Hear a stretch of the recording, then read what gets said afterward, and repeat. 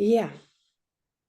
So today we agreed to have the conversation with you in the role of the interviewee.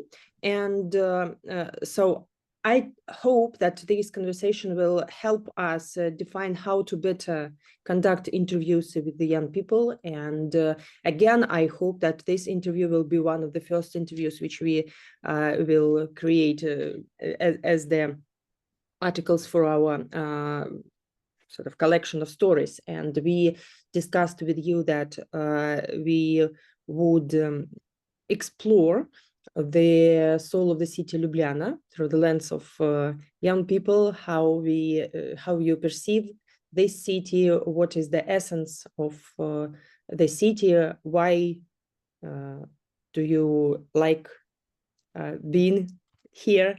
So just to warm up, would you please share your, first of all, your connection to the city, your attitude?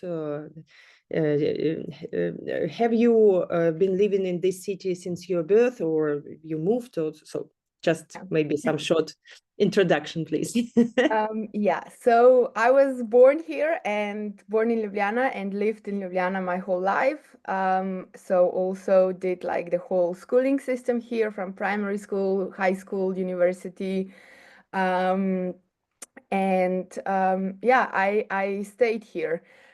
So for me, it has been, I mean, my home and actually let's say the only hometown I've known my whole life. So also my, let's say, social life has been built around that because a lot of my family also lives here. Let's say the whole part of my dad's family also lives in Ljubljana. And we also live quite close one to another in the city center. Yeah, I have a lot of connections here, not only the ones I made through my life with friends and with other activities I've been part of, but also a strong, let's say, family roots here in the city. Mm-hmm. And if you would, oh, hi. Hello. If you would share your attitude to the city, so yes, you have an experience, yes, of being connected to this land throughout all of your life. So, what would you say? What is the most appreciated? What you like best? What is the most important for you of this having this experience of living in Ljubljana? So one of the things I've always loved about Ljubljana is that it's a small city. So it's a capital, but it's a small city. Also traveling around the world and getting to know other capitals or other big cities, I started to appreciate even more how close everything is here in Ljubljana. Just the fact that I can walk around the town, that I can use bicycle as my main transportation. And you know, if I want, I can like you can be walking 1 hour, you can reach the almost the outsides of the city, which has a I think a nice feeling of actually really knowing like the complete city and not just some small parts or communities or districts. Because we don't, I mean, we do have like this sense of, in a way, districts in Ljubljana, but not if you compare it to other big cities. So this is one thing that I really, really like, and it would be hard for me to imagine living in a bigger city, just because of that. And also another thing that I really love and really appreciate is just how green the city is. Um, Even though it's a capital, we have a lot of really green, let's say, parts of it. And I'm not just talking about the parks. Like, I don't even consider parks being the green part of the city, but just actually forest. You know, I have like 10-minute walk from my house, and I live in the center, in the old city center of the town. And in 10 minutes by walk, I'm in a forest where I can walk for 3 or 4 hours. Um, and you don't really have there a sense of being in a city or so close to a city. And this is something I really appreciate. Even like if you go up to the castle and have a nice view of the whole city, many times I say that it looks like, especially in the spring when everything is green, that it doesn't look as a city with couple of trees, but it almost looks like let's say a forest with couple of houses in between. So this is something I really appreciate as well, especially I mean, for me, the nature is a really important part of my life, and just having this possibility of going into the nature and get away of all the city noises and all of that. So this is something that I appreciate a lot as well. Mm-hmm. How do you think this influence their city life and their understanding of people in Ljubljana, of their city, and sort of the role of the nature in the city? Yeah, so I think like the Slovenian nation in general is very connected to the nature and just the outdoors. And it's really nice that you can still nourish that in the capital, in the city. So we do spend a lot of time outdoors. You can see that even during the day, there are people in the parks, in the forest, in all the green areas, which I think is very nice. And also, let's say the even younger generations than me, many times, they hang out in the parks or in these places instead of, I don't know, bars or just, like the urban city center. Which is very nice to see. And also there are a lot of, let's say, activities or events happening in this semi park, semi forest, of, I don't know, just sport events or concerts or I don't know, art exhibitions. So it's really like everything that is happening in Ljubljana is somehow almost connected with the green areas of the city as well. So it's really nice to see that we appreciate the green areas and we don't take it for granted, and we do love them and we do take care of them, because all of these places are actually really well taken care of. So even though it's, let's say, wild area, there is no entrance fee or something like that, it's still well conserved. Like you have trash bins. I mean, there are no trash in like on the ground. People are taking care of the nature, and even the spots where you have wildlife, because in the forest I mentioned before, there is a lot of wildlife, especially if you go during the when it's already dark. You can like see and spot animals going on, but there's a lot of respect towards that as well, which again I think shows the, let's say, the connection and just respect we have towards nature and wildlife and everything connected with that.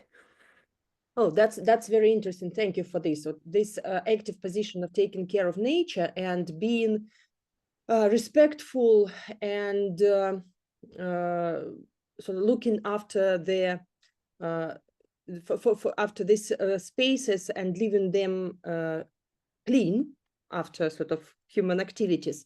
Haven't have it been in such a way in any times, or maybe something has changed, so you understand that that's sort of the specifics of contemporary time. That's the first question. And how it is developed or nurtured maybe in their society. So if it is their sort of traditional attitude of people who live in Ljubljana, or is it somehow taught at schools, for example, or you have some specific ecological projects which are sort of maybe somehow supported by the government? So how this work is organized, and is it natural? Is it sort of inherent, or is it taught? I would say both. Um, I think that, I mean, in a way, I grew up with this connection with the nature, so it has always been, in a way, part of me. And I think it's the same for most of the people living in Ljubljana. So it's been part of our, let's say, tradition to spend a lot of time outdoors and just go to these green areas of the city.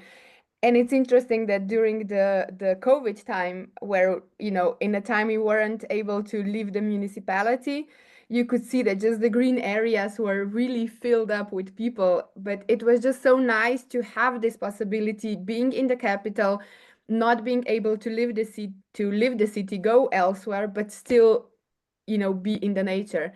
Um, so I think that in that time something shift in shift in the minds of people, because from that moment there are even more people in these green areas. Like there were a lot before, but after the COVID, I was even like, no, you know, just stay at home.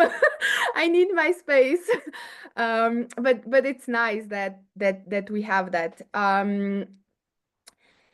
But also there have been, I mean, let's say that the municipality is taking good care of all of those areas. So it's part of the, I think one of the things we appreciate about the whole governance of the city is that they are taking care of this. So it is one of important pillars of their work to keep the green areas green, to keep them nice, to take care of them, and to not, let's say, create this, I don't want to say rules, because I don't feel we have rules about these green areas, but just not letting people destroy it in a way, or not be respectful towards the wildlife there.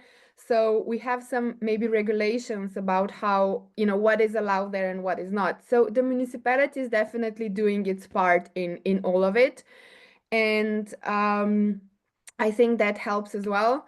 But also the kindergartens, the schools are encouraged to go outside, to spend time there.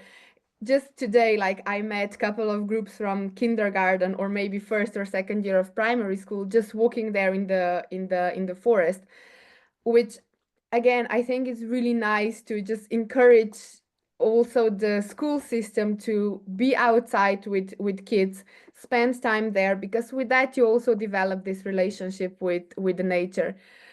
So I would say both. Like it is part of our DNA to be connected with the nature, and appreciate the green areas, but also we have this consciousness of why this is important. And also the municipality is putting their effort into preserving these areas, and just um, giving people the opportunity to enjoy them. And maybe speaking about some sort of even improvements, because maybe you see that, so yes, we discussed that municipalities take care of these places, and there are some specific regulations, and at the same time people from their childhood are taught to be respectful and to take care of cleanliness, and to sort of purity of all these natural things. Or what challenges do you see in terms of what could be done better? Or maybe you understand that there are some things that maybe can destroy this harmony, or be some sort of the risk in the future, I think. I think the biggest challenge is um, the urbanization of the city. Um, like I said, on one hand, we have these areas that you're not allowed to build there or anything like that. But at the same time, many, let's say, not exactly forest areas, but just green areas, are being used also for constructing new houses, new blocks. So that will definitely be a challenge, I think, even more in the future, because we have a huge problem of not having enough apartments or just places for people to live in. And of course, you know, it's like the easiest way of building new places is taking an area that is not occupied yet, which is usually just this natural, you know, area that hasn't been constructed on yet. So that will probably be a challenge in the future. And especially with the city getting bigger and bigger, and this is something we probably can't really avoid, is that, you know, slowly it will connect to all the smaller towns around the city, and it will connect with places with houses being constructed in the middle. So again, we'll probably lose some green areas in the outsides of the city. So I think that is one of the risks. The other is that Ljubljana is being more and more popular by tourists. And of course, tourists have different connection, I mean, different point of view towards the city than the people living here. And you can see that, yeah, I mean, their relationship, the way they act is different. And many times that they come from parts of the world where it's not normal to use the bin and not just throw trash on the ground, or where, you know, it's not normal to pick up the dog's poo, you know, like all these small little things that do make a difference at the end when you combine them all. So in one hand, it's nice that people recognize Slovenia and Ljubljana as a nice tourist destination, but I think this, like, tourism always has the two sides. Because Ljubljana is also getting more and more touristy, less and less for people living here, which will probably affect all these green and peaceful areas as well. Like, even I have like this, let's say, a park around the castle very near me, and I can see with years that it's more and more noisy, and still it's a very calm place, but there's a difference between like 5 years ago. Um, it's more and more noisy. I do every now and then see trash on the ground. And just, you know, people not showing the same respect towards nature than we do. And of course, I'm not saying it's just the tourists, it's probably younger generations as well, or just, you know, different people. But I think that the amount of tourists we have had in the last couple of years has definitely affected, let's say, the whole vibe of Ljubljana. And these green areas that are closer to the city center and are not really wild forest, but urban green areas, you can see a difference there. Especially, you know, with huge groups of people at the same time being there, and, you know, not walking on the designated paths and so on. Because, like I said, we don't really have rules about that, but we have like this inside knowledge or just unconscious knowledge about how to act in these areas, and of course they don't have it. No, that's great that you mentioned this, because that was my second, the next question is, what would you think could be done? So, for example, maybe rules could be more sort of explicit and clear for people who are not native and who maybe don't know how is it traditionally sort of normal to behave, and maybe something else. What would you say? What could be done? By the way, what could be done maybe both by city administration, but municipalities, and maybe but by citizens as well, because just people, residents who live there, because I understand, and that's the my experience in many cities, that with the huge growth either of population, for example, through migration, or with the sort of flow of tourists, the amount of people and of problems increase, and usually city administrations are not able to deal with all the problems at the same time, because they again have very limited resources. So in this case, sort of questions with my question with the two parts: what could be done by the city administration, by the municipality, to sort of to deal with these risks? And maybe the second part of this question, what residents you think, and even mostly maybe young people, could do in order to support this sort of preserving the city? Yeah, so Now that you ask me the question, I realize that we don't have any signs telling us how to act in the green areas, because I remember in other cities like abroad seeing like this um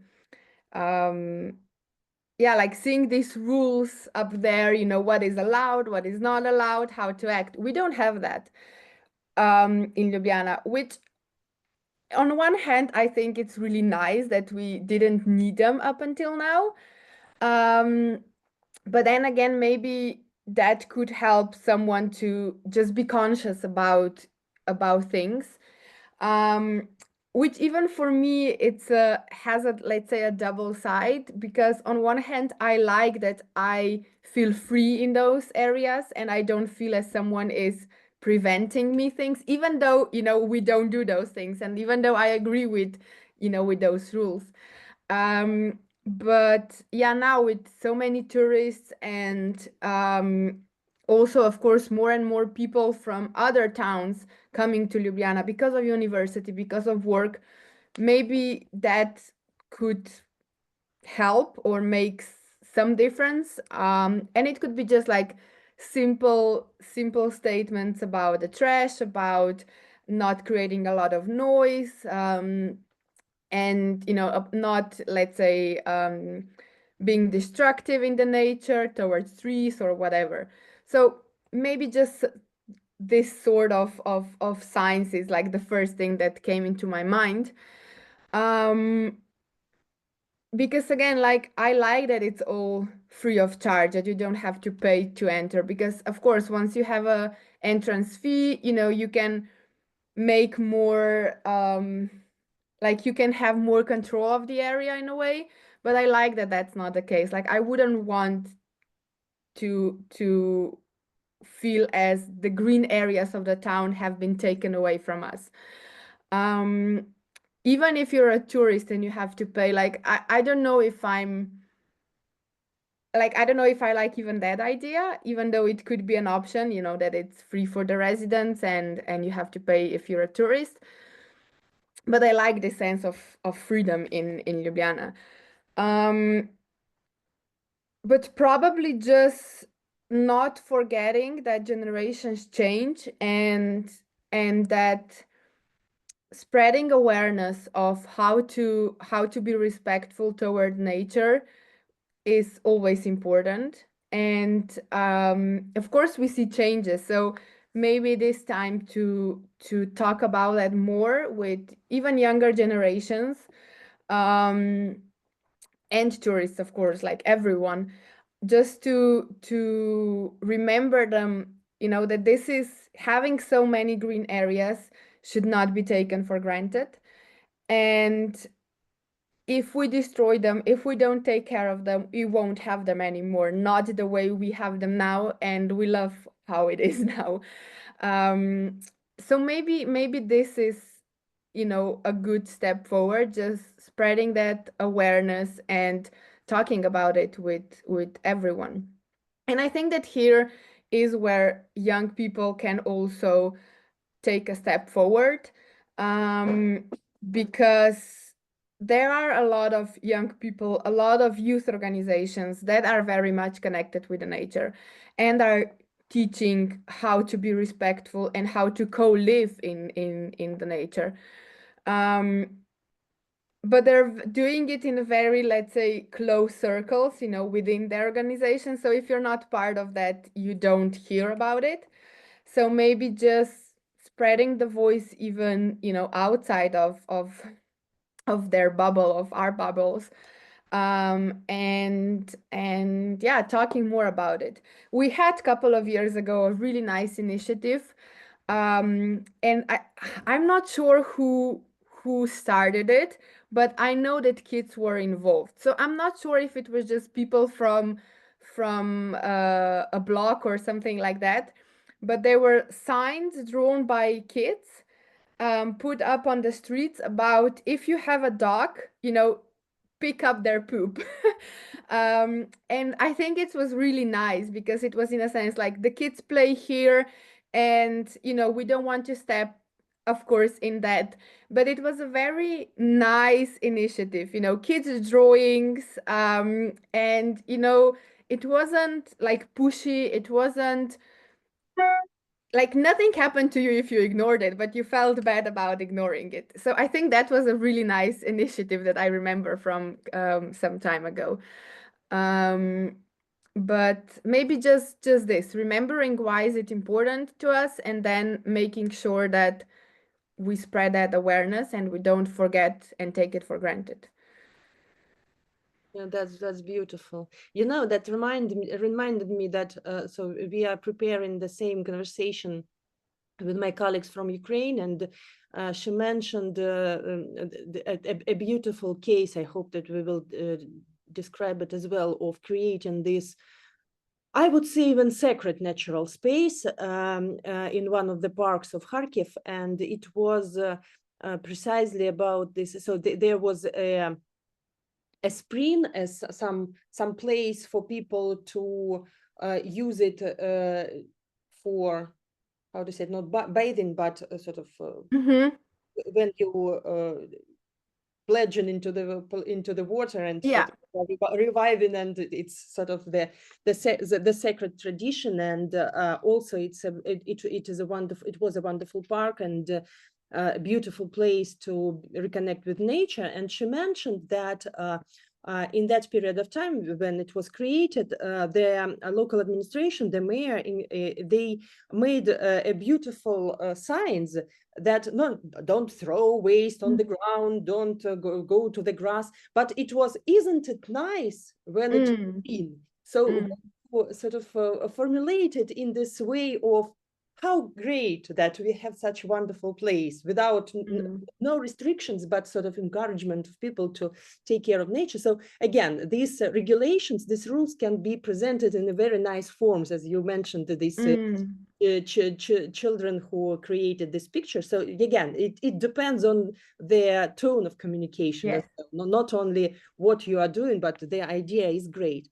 And in this case, you know, I also thought about the image of the city. If we are talking about income of migrants or tourists, sort of people from outside of the city, not native residents, it is also about their perception of the city and the image of the city. And I think that people are usually underestimate these the importance of this Mm. perception, because again, if you come to Ljubljana because it's a great place where you can sort of visit the sort of study in the university, or you have a great time, or you spend time in a comfortable place, or some historic background, that's great. But if you position the city as there some unique green spot, or sort of the untouched nature, preserved as a great example of co-living of people and earth and nature, you already through this positioning communicate the specific attitude of people who Mm. are coming. And if you are coming to the city not just as a tourist, show me something interesting and entertain me, but you are coming with this already understanding and respecting what you are looking for this, and you are coming to sense this uniqueness of nature, you will be from the very beginning more appreciative to this Mm. sort of part. What do you think about this sort of image of the city, Mm. the city, and perception of it, not only by residents, but by people who are invited Mm. as tourists, or Mm. sort of people who come to work or to study in the university? I mean, I think it's a very interesting perspective. Maybe just couple of details for and I'm not saying it won't work or anything, but so the majority of course the students that study here are from other, let's say, places around Slovenia, because we really have two or three like cities where there are universities. Mhm. But I wouldn't say that like the students are the problem here, because even, you know, like the whole Slovenia is very much connected to the nature. And also we do have to keep in mind that there are 2 million people in Slovenia, which is much less than usually in cities. And also everything is very close. So we do have a lot of different spots around the country that are also natural preserves and so on and so on.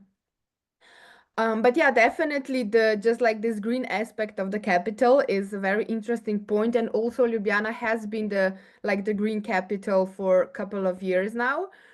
So that is definitely a narrative that is very present. And also the mayor is very proud of Ljubljana and how green it is. And I think like when Ljubljana gets this title of the green capital, it's probably one of his favorite achievements. Like he's really proud of that.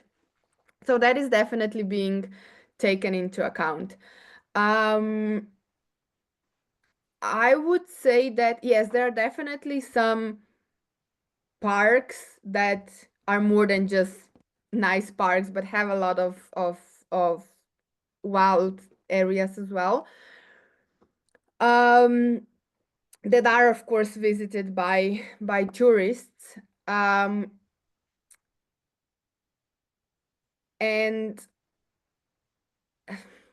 yeah, I don't know. I mean, I probably never been to a city that has so many green areas as we have. So that is definitely an interesting narrative that I've never thought about before. Just maybe pointing it out even more, you know, not just that we have these green areas, but just how important this is and how special that is. And you know, visiting a capital where in 10 minutes you can be in a forest, you know, it's pretty damn special. So yeah, I mean, never thought of it in that way. Maybe again because like this whole green perspective is very present. But yeah, definitely very interesting point of view. By the way, what are the more sort of what are the signs of the city? What are their targets? What is their the most important things which tourists are looking for when they are coming to Ljubljana, to the whole Yeah. city, Ljubljana in particular? I mean, so it's definitely the castle of Ljubljana, which is on top of the small hill. But there is a lot of I mean, it's like the whole hill. It's green and with trees and just small forest as well. But usually tourists don't go to the forest part of the hill. But yeah, the castle, and then just like the old city part, which is very nice, and but also not that big. Main square, and then on the other side of the main square you have another park, which has a slightly bigger hill and forest as well. And there's also, let's say, a sort of outdoor art gallery in that part, um, which is um, which is a part where tourists usually go as well. Um, and then just, you know, we have like this river going through the city, and there are a lot of places along the river where you can just sit down. There are benches, and there are also like nice sort of greenish areas. um, so I would say that part along the river as well, and then the marketplace, which is right under the castle as well. Those would probably be like the locations that each tourist would definitely visit. And they're all very close, like half an hour, and you can like walk through all of those locations. What are the experiences? What are the emotions? What you think people are looking for, or sort of they have them when they are coming to Ljubljana as tourists? So what are they seeking for in terms of emotional, sort of experiential, maybe not some tangible things, but what is the vibe? I think it's I mean, architecture is also very nice in Ljubljana. So many times I say, okay, now I'm gonna walk the city as a tourist and just really observe all the houses. And it's really nice. So just like this, having a sense of walking in a way ancient city, it's very nice because it all like the city center all stayed. It was reconstructed, but it looks like as it looked like before. So it's not a modern center. So I think that is very, let's say, very, very nice as well. And then like the emotions would probably be in a way calm because it is very calm. Like there are no cars there. If you compare it to other cities, there is not a lot of people. Um, so it has like this peaceful sense. Um, and then there's a lot of culture, a lot of art that you can just see on the streets that is very much connected with our history as well. Um, and then the next thing I would say that even though it's a very peaceful city, is a very live city. So there are a lot of things going on. You can, you can see things happening on the streets, people gathering on the streets, just being outside in the town. We like to be outside, we like to be outdoors, even in the city center. So probably that, like, it's very peaceful, it's very lively, and it shows there is history, there is story, and there is a lot of connection with the arts in all different ways as well. Let's imagine if it is something, if a city is something alive, if it is maybe some character or sort of some person or some alive being from fairy tales, or something which can embody this sense, this vibe of the city, what would you say it is looks like? That is an interesting question. I mean, my initial thought was something connected with the dragons, but because dragon is our city's animal, Hmm. so it's probably like this my perception of being there already. So I don't have a straight name right now, but I would definitely go into like medieval time. Um, hmm. I don't know, like classy but connected with nature. And I don't know if I like have like this one specific character. Um, but hmm, I don't know. Is it he or she, first of all? Um, I would probably pick a female character. Um, yeah, female character probably. Um, yeah. I don't know. Yeah, something medieval, something connected with dragons and probably a lot of music. So in that sense. Beautiful. And by the way, why is it why is the dragon is a sort of symbol of the city? I might say something wrong here, so don't take me for granted. But I think there's a story about the dragon sleeping below the castle hill. Because I mean the castle is medieval and and it's been, I mean the dragon sign is not something that was just created now, but it's part of the, let's say, city's history even before modern times. It's also in our, it's not a logo, but the Ljubljana's like what's the right English word for the Yeah, armory or arm. yeah, yes, exactly. Like the sign of the city, it's also part of that. We have a dragon bridge with dragons on it.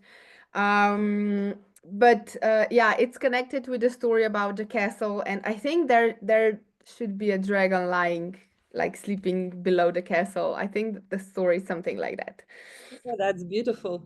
So Yeah. at the same time, it's something um, mythical. Yeah. So Mm-hmm. and medieval. And what would you say about this? Again, it's an official symbol. Speaking about this essence of a mixture of medieval culture and of this calmness, and at the same time this sense of connectedness of people who are spending a lot of time outdoors, and this co-living with their non-human beings and with nature. So I just was thinking about sort of the dryads, so this beautiful women who lived in the forest, so something like that. So what do you think, what do you feel can be sort of mostly connected? But dryads are not medieval, but Mm. what do you think? What is it? What is it felt like? No, it not even look like and felt like. What do you think? Maybe some maybe Uh, some traditional fairy tales which are just yeah. specific for Uh, your land.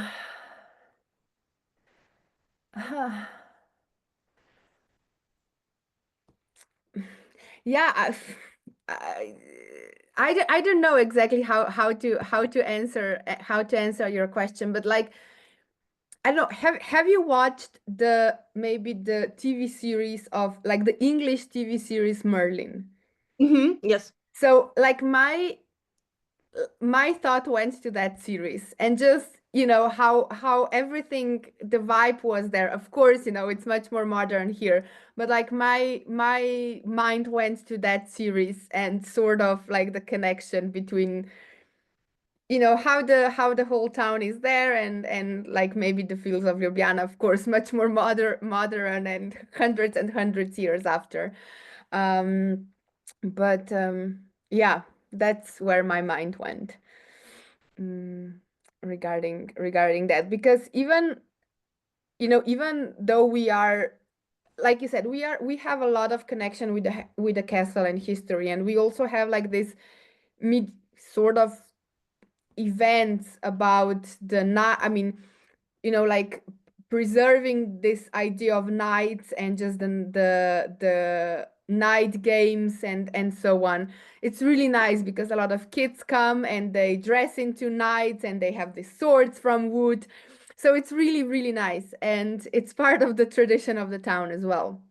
Um, and even though we are living, of course, in a modern time, and like these times have brought many new changes, every time we have a very modern building built up, the city, that like people don't like it. We like this old version, old vibe.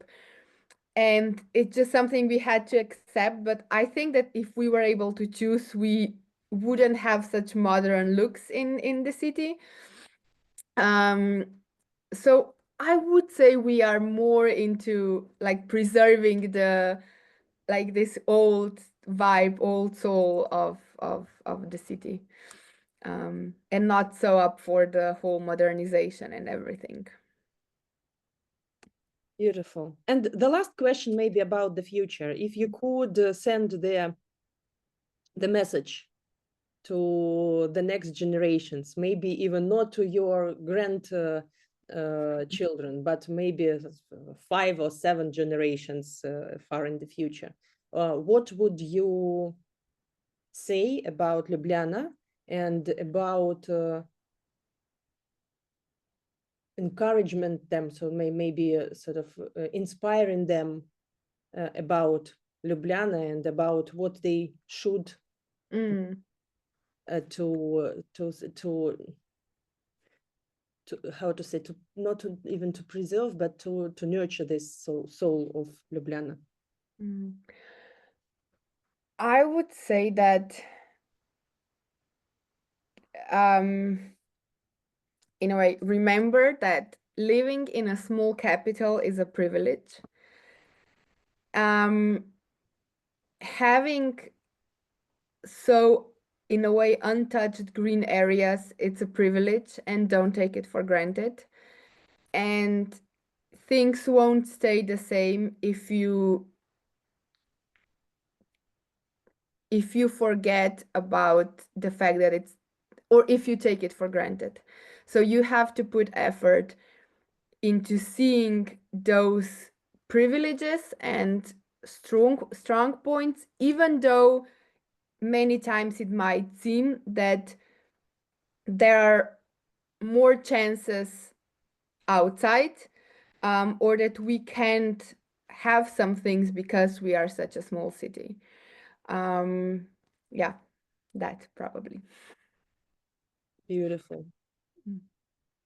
Is there something which you wanted to tell me in addition to which we discussed?